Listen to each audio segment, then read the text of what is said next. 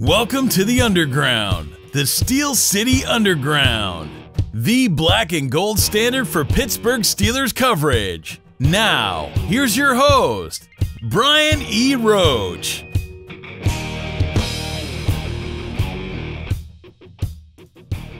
the end zone. Caught! Touchdown, Pittsburgh! Jesse James! Reviewing the play, the receiver in the end zone did not survive the ground. It's an incomplete pass. Oh, my goodness! It'll be Pittsburgh's ball. Believable. Second down and 10. Hey, everybody. Welcome to another edition of the Steel City Underground podcast. My name is Brian Roach, the host who hates the refs, who hates toast, who died a little listening to that call that you just heard to bring us into this podcast. To help me wallow in my misery and sadness, I am not going to be alone. Another SCU member is going to join me for the first time on our post-game podcast, Noah Freeman. Noah, welcome aboard, sort of, I guess. Yeah, at least in spite of everything that happened, thanks for welcoming me aboard to my first podcast on the SCU podcast. Yeah, hopefully the next time around it'll be much more celebratory. So, to put it bluntly, let's talk about what we just heard, which is the Jesse James call as a touchdown and then overturned by the refs, and give our impressions of that, and before we really get into the game, so we can get it out of the way, because that's what everybody is, of course, talking about right now. And for a guy who essentially has the call tag, the refs stink. That may come as a surprise to everyone that I'm not going to blame them for that call. Based on the way that rule is written and the way it's been adjudicated fairly, I won't say completely consistently, because there's absolutely nothing consistent about the way the refs do things, but fairly consistently, that wasn't a catch. In the replay, it's very clear that James's left hand comes off the ball. The ball hits the ground. He doesn't have complete control. It moves.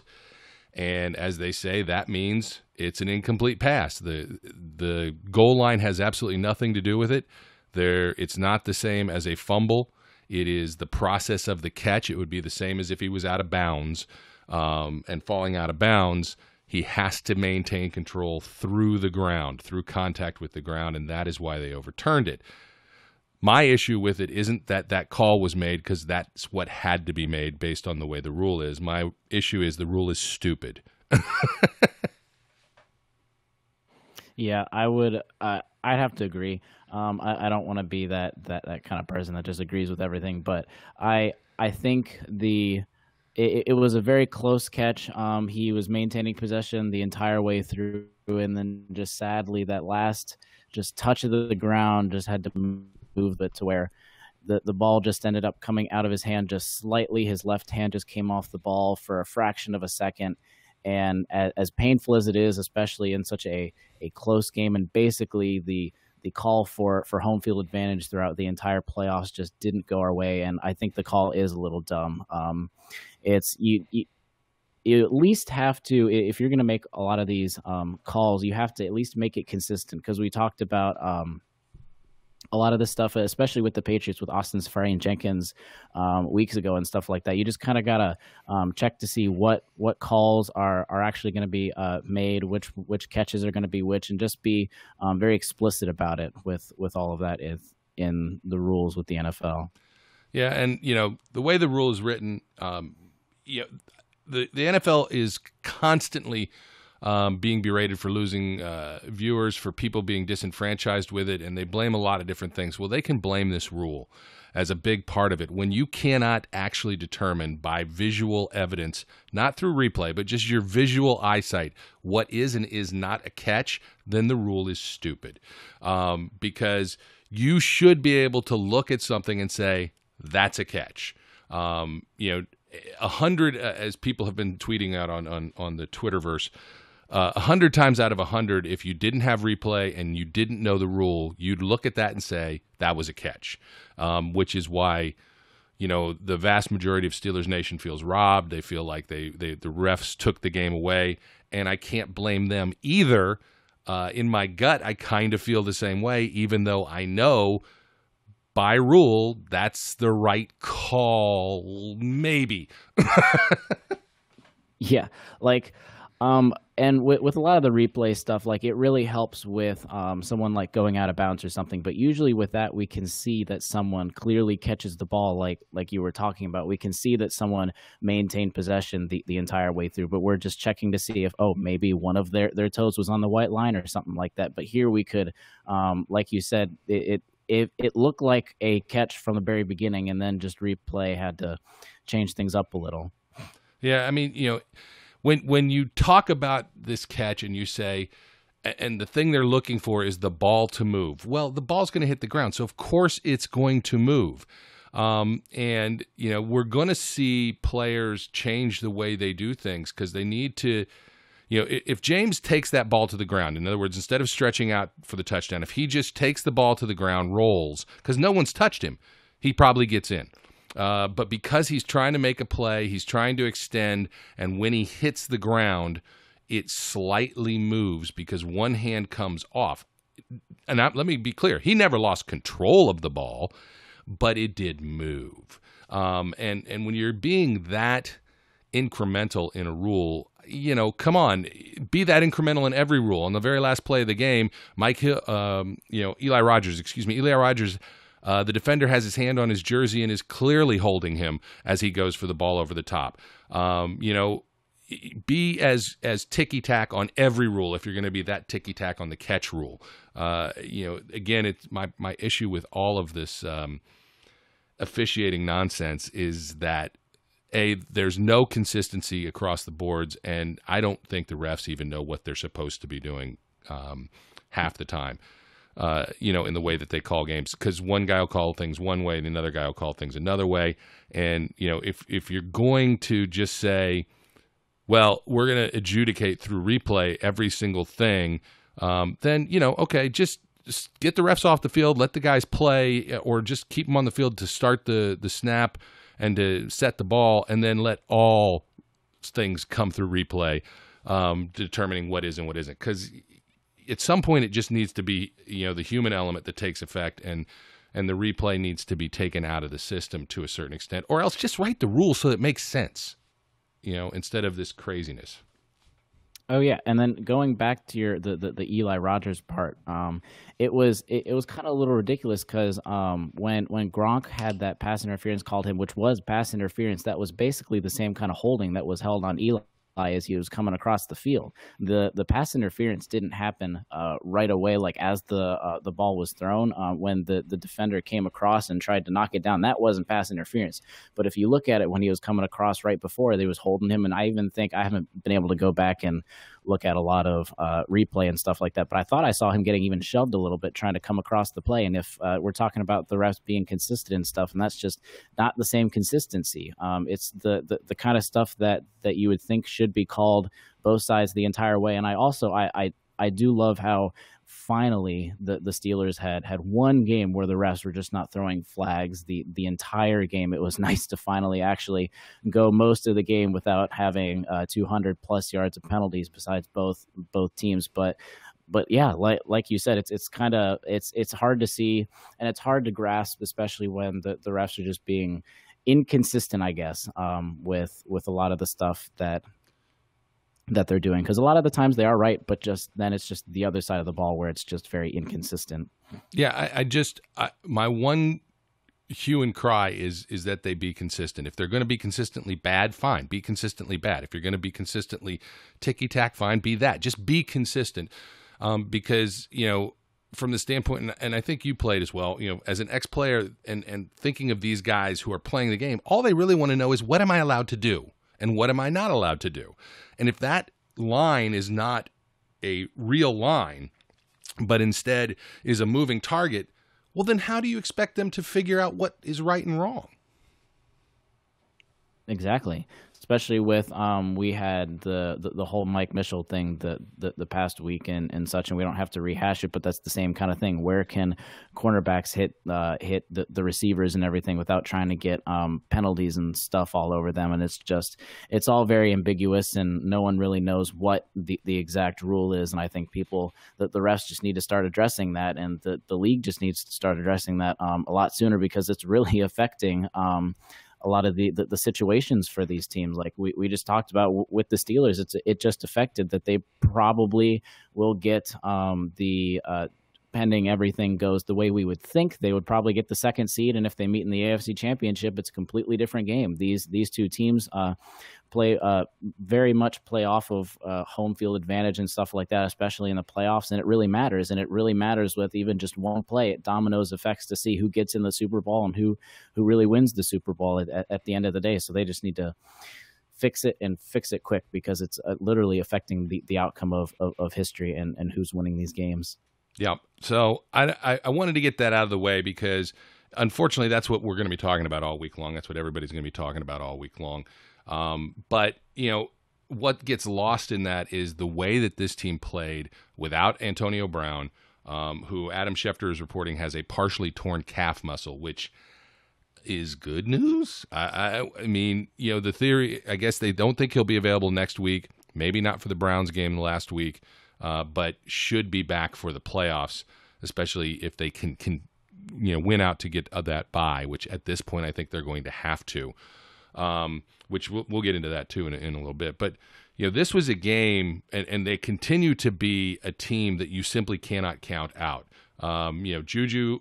The legend of Juju is growing on a game-to-game basis. The legend of Juju. Smith-Schuster with that tremendous catch and run to really put them in position to win the game.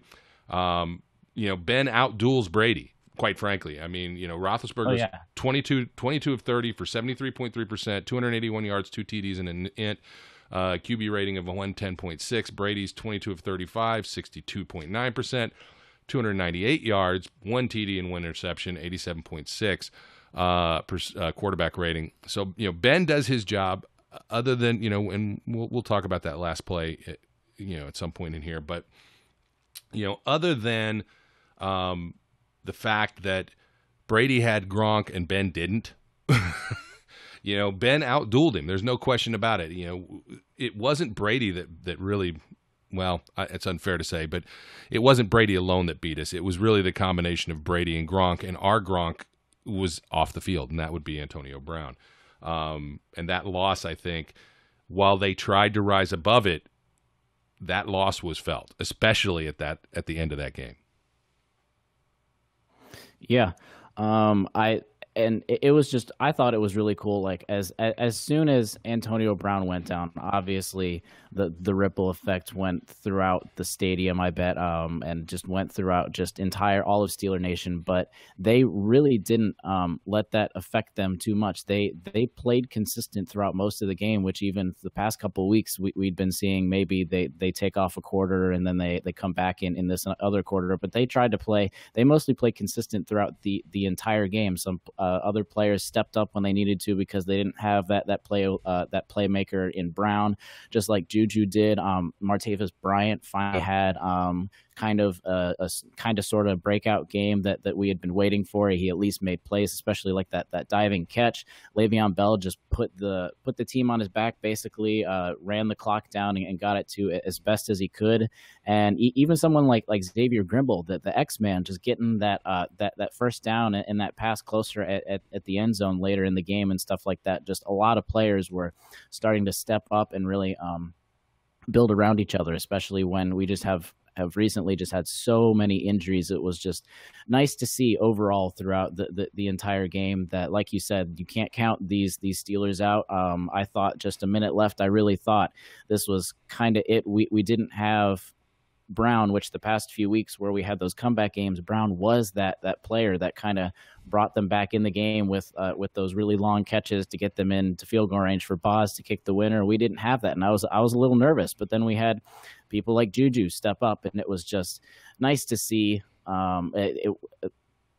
regarding the loss, it was just nice to see the team start to play mostly as a team throughout the game. Yeah, when we look at this, the Patriots managed to get 77 yards rushing. That's not that bad, although they gashed us at times. The defense did stand up when it started to count. Brandon Cooks was 7 of 4 for 60 yards. Amendola was 4 of 2 for 23. And, when you go down that stat sheet, here's the one that is going to stand out. Rob Gronkowski, 13 targets, 9 receptions, 168 yards. There's no question who killed us. For most of that game, and maybe even all of it, Sean Davis was pretty much solely responsible for Gronkowski, and he was outclassed. I mean, quite frankly, the best coverage he probably had on him was one of the long passes where Brady just threw the ball perfectly, because Sean Davis had great coverage in that play, but the ball was where only Gronk could get it. Gronk is ginormous. He's much bigger than Sean Davis. And, it's over Sean Davis's head, over his hands, and into Gronk's. I had tweeted at the time, Davis can't play that any better, because he couldn't. But at the same time, the ball was just perfect, and sometimes that's going to happen. What concerned me more was it was clear they needed to figure out a way to give him some help. Davis was not able to really jam Gronk off the line. I'm not sure who could, effectively. So he was getting a lot of separation, especially at the end of the game, and they didn't have a way to adjust for that. That caused a big problem with matchups there, and it just gave Brady a constant out, even when pressure was getting close. He knew Gronk's going to be open. I'm just going to throw it to him. Yeah, I was surprised. I thought it was interesting first when they put Sean Davis, because throughout the week we had been seeing just things here and there of who might be covering Gronk, basically, because that was kind of the only matchup that the defense was extremely concerned of, was really that Brady to Gronk connection. And I thought it was interesting that they had that they had Davis there basically covering him the whole game. And I was surprised that when he would get burned and stuff like that they didn't change something and try it different a couple times. He's just a much smaller player, and I mean there's not many players that are actually bigger than Gronk, but still he was smaller, and just Gronk was taller and out physicaled him basically. And I was surprised to not see maybe just changing some things up, maybe put TJ on him for a play just to see how he does against him, and maybe change some of the defenses up, maybe even put like a defensive lineman just to hit him at the very beginning of the snap to see if that really affected him. But they just stuck with it, and he just kept catching balls to the tune, like you said, 9 for 168 yards. It's been a long time since there's been a sole receiver, let alone a tight end, that the Steelers have given up that many yards to in a single game. Yeah, and that was what drove me crazy, is that there was essentially no contact off the line. I mean, the Steelers, they did a great job of doing what everyone has screamed at them to do for the last 2 or 3 years, which is to play press man coverage against the Patriots. And they did. And it didn't matter with the Gronk matchup, firstly, because they couldn't get any push on Gronk at the line. He just blew past them. On the one fade touchdown, he made Sean Davis look silly. There's just no two ways about it. He faked him out of his shoes, had to get his ankles retaped, however you want to say it. It was a bad look. And they just could not, bump him at the line to slow him down a little bit. And, I felt like they needed that really bad. That's probably a big part of where missing Ryan Shazier comes in, because I don't think you noticed it for the first time in a long time since that injury. You didn't really notice that, he wasn't in the middle. Tyler Matakevich played a lot of snaps, I think, but the fact that you didn't mention his name for the most part meant you weren't seeing him mess something up. Kind of like the way we talk about cornerbacks. And, maybe if Joe Hayden plays, we have a little better success on some things, but he's not going to match up with Gronkowski. I think Shazier was their best bet, and without him, they did what they could do. But, be that as it may, they had their opportunity to win this game. there's no question in my mind they outplayed the Patriots. And I'm surprised by that, knowing no Shazier, no Joe Hayden, no Antonio Brown for really the majority of the game, and yet they really did outplay the Patriots. I think that bodes well if we can get Hayden and Antonio Brown back for the playoffs. Let's just cover a couple other things. You talked about Le'Veon Bell. He had 24 attempts, 117 yards, and a touchdown. And he also had 5 receptions for 48 yards. So, total yards from scrimmage of over 160-something, 165 yards, I think. Bell had a great game in many ways. He was very elusive at times, but there were a lot of runs. It felt like there were a lot of runs for a yard, a lot of runs where he was just being bottled up. And really what I want to get to is at not the last drive, but the drive prior to that. And this one is kind of sticking in my craw, and I'm not a Haley hater. I'm not one that's going to call for Todd Haley's job. But I don't understand the first down run when all you needed to do was get a first down, knowing they're going to stack the box, they're going to do everything they can to prevent the run. You try and run the ball on first down on that next to last drive. They got nothing, or else they went backwards. I can't even remember, and I don't have the play-by-play in front of me. And put them in a position where they ended up, the only time in the game either team went 3 and out, they went 3 and out. Had they been able to get a first down there and maybe drive a little bit, the game's over. The game is over because it just would have been they'd have been able to kill as much of the clock as they could.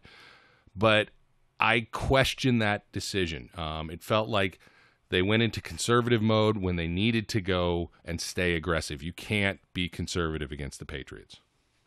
Yeah, even Tony Romo on the broadcast even mentioned that. It's like sometimes you just got to put it in Ben Roethlisberger's hands.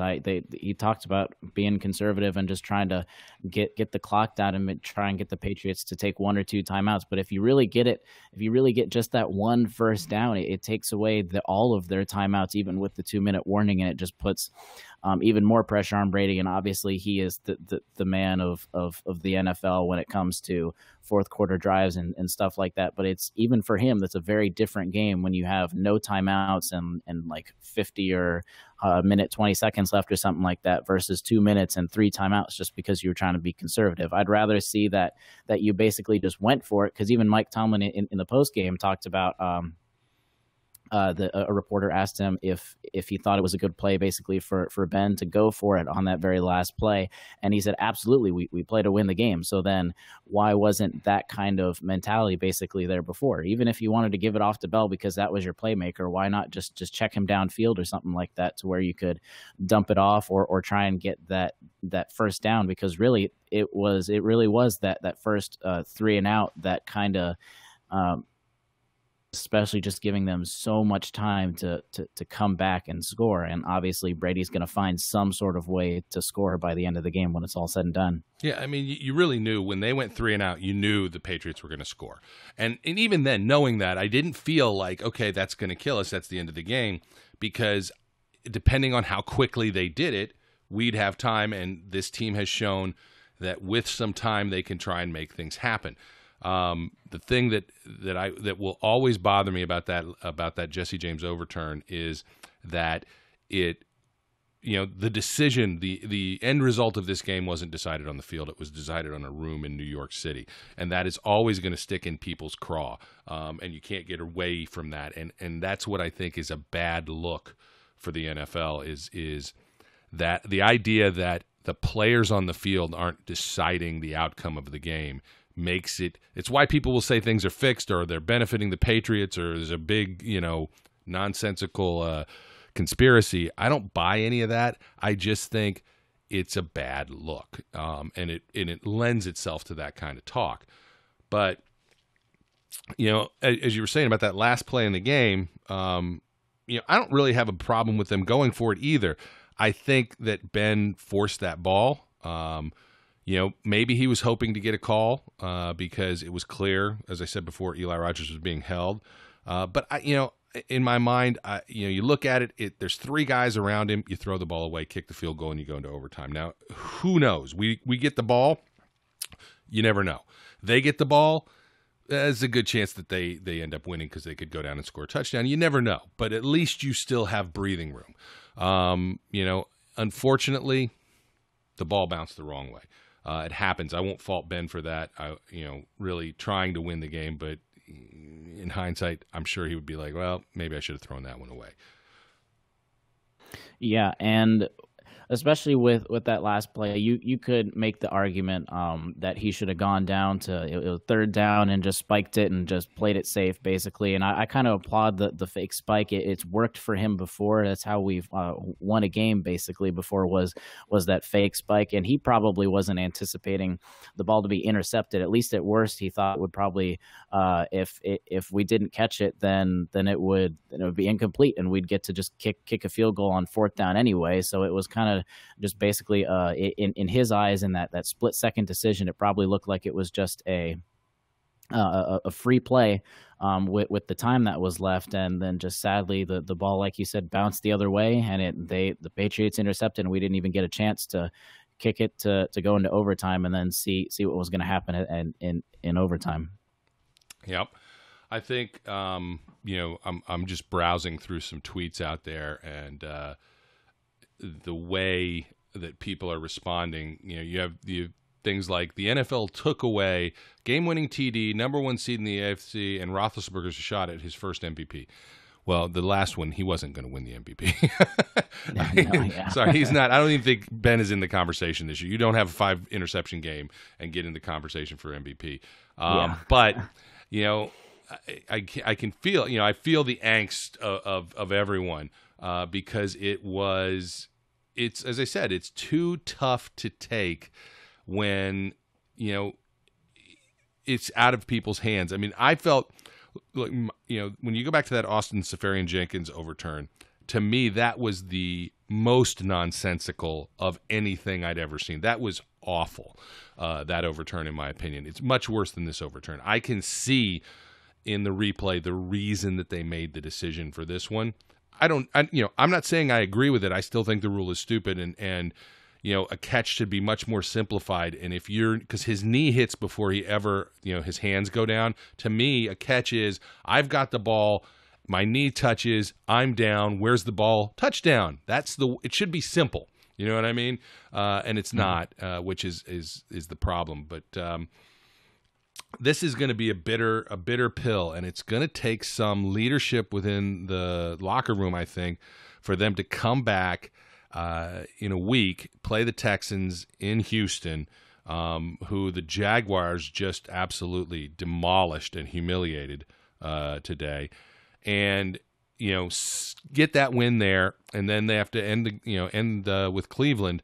And I think at this point, they need both those wins to guarantee themselves a first-round bye. There's nothing about, home field advantage at this point. To guarantee themselves that first-round bye, though, they need both those wins. Yeah, I think if I'm doing because the Jaguars will be since we're technically 1 game behind the Jags. So yeah, just to secure it, we definitely need those 2 wins, which is kind of the kind of bitter thing again about this game was that if we won, basically we already locked down a first round bye, and then we basically just had to win 1 game out of the 2 to get the home field advantage, and now we're looking at having to win both games when we might have wanted to just rest some players, maybe get some of those injured players back and stuff like that. Now it just completely changes the game all on one play where the refs basically decided the game instead of the field on the play. Yeah. Because the way I look at things, like the Jaguars are 10-4. I don't expect them to lose another game this year. I don't remember who they have next week, but I know they close with the Titans. And while you never know, they could lose that Titans game, and that would give us the cushion we need if we dropped one of our games. You certainly can't count on that. So the Jaguars are in. The question is, are they going to be the 3 seed or lower. I think the Chiefs may have essentially knocked the Chargers out of the playoffs by winning that game this weekend. The Ravens are still alive, and they beat the Browns. Hoo-ha, big surprise there. I don't think the Ravens are going to lose another game. So, it may come down to the last weekend before we know who's playing. And I had said prior to this game, if we win this game, I don't think we see the Patriots again, because I believe strongly had we won this game, the Patriots would have been the number 3 seed, and I don't think they'd have gotten out of wild card weekend. But since that didn't happen, that means for us, in order to keep the number 2 seed, as we've been saying, we need to beat Houston and beat Cleveland, and that guarantees us a number 2. Who do the Patriots have left? They have another Bills game. They got the Bills at home at Patriots, and then the Jets at New England. So the Jets almost beat them. Look, the Patriots are not invincible team right now. They're not, and it is not outside the realm of believability that they could drop one of those 2 games. Certainly feasible. It'd be surprising, but it's not. It wouldn't be amazing. The Bills have played on and off. If the Bills are there on a high, get up for a game, they could take one from the Patriots, I think, even in Foxborough. The Jets, not without McCown. I don't think whoever the quarterback is right now, I can't remember his name. I don't think he's going to beat the Patriots in New England. But so it's not inconceivable. Everything is not completely settled, and I don't think it's going to be until the final game of the year.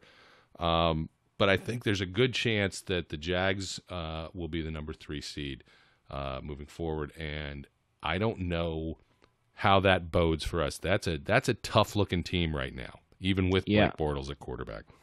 Especially because that'll be, I still think, the Patriots losing last week to the Dolphins really kept things open, because even if they just have one bad loss the next 2 weeks, like you just said, then that gives us back the number 1 seed, because now we're at a tied record, whereas if we were going into today's game tied and then we lost today, basically we lost that first round spot, because since we lost the head-to-head, we'd be basically 2 games behind. But now them losing to the Dolphins last week, that opens it up, and it opens it up for everything else. And I do think that, I don't think being in New England, I don't think the Bills or the Jets are going to get that, which means that'll be Pats 1, Steelers 2, most likely, and then that leaves the Jags at 3, which means going into the second round, there's a good chance that we'd have to play the Jaguars because of that 2-3 seed, and the Patriots would play that lower seed, which, like you said, we get another crack at them at home, but they are playing even better than when we played them earlier. And that would be, I don't want to see the Jags. I'd honestly rather see the Patriots than the Jaguars, with just the way the Jags have been playing in their defense and all that stuff, with just getting turnovers. Ben's not going to throw 5 interceptions again, but the Jags are still playing extremely well, especially when Fournette's going to come back off of his injury, and which is even crazier. They destroyed the Texans today without their star running back too. Yeah. And, I mean, they do have to play the 49ers in San Francisco, and maybe we should all just become big Jimmy G believers and hope. He did lead them back to a win over the Titans today, I think. And, who knows? With the crazy way the league has been this year, and some of these upsets that have occurred, who knows? It'll be I'm going to be rooting for the Niners and the Titans. I can just tell you that much over the next 2 weeks against the Jags. So this is there's no getting around the fact that this is a difficult pill for us to swallow. What do you think that how do you think the team is going to respond to this? I mean, it's multiply tough because Ryan Shazier was in the house tonight. Big, huge emotional thing, at the beginning of the game. He's waving the terrible towel. Nobody knew it was going to happen. I was surprised. It had the crowd in a frenzy. The team has to feel just a massive letdown after this game. what are they going to have to do to regroup for next week? I think it really helps that sadly that Deshaun Watson's not here, and I think it really helps that the Steelers are not going to be playing top level teams in the coming weeks. I think it would be extremely hard to come back from basically seeming like you're going to let down your brother that came out of the hospital, made sure he made a point to try and come into that stadium. And you probably feel like you failed him, even though he's going to say that you didn't. But just going into that game, I think it really helps in the coming weeks that we don't have crazy hard teams that we have to play. I think recently, even with a lot of the holes that we've had, I think just the mentality, that don't quit mentality, having someone like Big Ben and really stepping into a more important leadership role in the past couple of years, that he's going to really keep the team on his back. I think he and Bell, because we don't necessarily know how long Brown is out, which is also another key aspect in the coming weeks. I think it's really going to have to hold together between Ben and Bell. I think Juju and Bryant are going to have to step up again, and the offensive line is going to have to give Ben and some more protection. Then on the defensive side, I think it's got to stay with the defensive line. Obviously, that's there. I think our defensive line is stronger than our secondary with a lot of the injuries recently. But I think our D line is going to have to hold it together, making sure that the run game between the next 2 weeks aren't too crazy, and that if our cornerbacks are going to mess up, that it's not going to be too bad, basically. And I think they just got to regroup. I think they have to put this loss behind them to the extent of what that means, and just not necessarily forget about it, but just keep moving forward and just from the mistakes that they had today. Yeah, and you brought up a point that I this another thing that this loss and the way that it happened overshadows is really a return of Martavis Bryant. I mean, both those catches. I mean, he missed a ball that he needed to come down with, but that's just Martavis. Sometimes he's going to get it, sometimes he's not. But that one-handed touchdown catch and the other one where he laid out for the ball, that's the kind of stuff we've been missing from him all year. And that was crucial. I have no idea what happened to him in the second half. The Patriots either took him out of the game, or the Steelers just started ignoring him.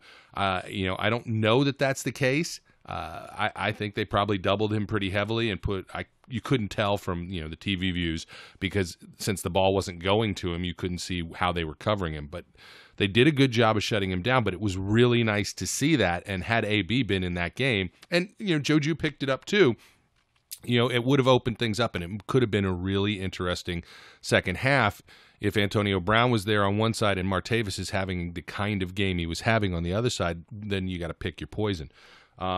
So that was really good. I feel we got to give a shout out to Cam Hayward, the first double-digit sack guy. I've been saying it all year. He is a grown-ass man. He is not just a Pro Bowler. He is all pro. And, even though he's not getting the love nationwide, he should be, because he's playing like a man amongst boys and has been all year long. But the D line did step up. Bud Dupree got a sack. I mean, I know he's a linebacker, not a D lineman, but Tuitt was getting pressure consistently. They played a decent game on the front, and for the most part, they were rushing 4 guys, and that's how they have to get pressure.